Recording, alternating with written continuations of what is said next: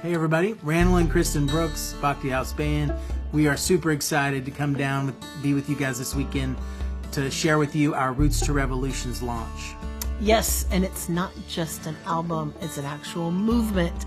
And we're excited to launch this at Yoga Rasa. You guys are like our family. We want this to be available to you guys first, and we let you guys have that inside view of what Roots to Revolutions is.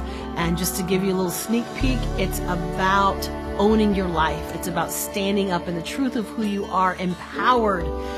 That's a true yogic life. It's not about using yoga and spirituality to run off to a cave and hide from your problems. It's about standing up in the truth of who you are and embracing that. And we're going to talk about that in our workshop. We're going to give some practical applications. And we're going to be looking at the Purusharthas, and we're going to learn what it means to own our power, to own our purpose, to own our wealth, and to own the enjoyment and beauty that this life has to offer. So, anything else? That's it. Love to see you guys this weekend. Yes, super excited. Love. Mwah.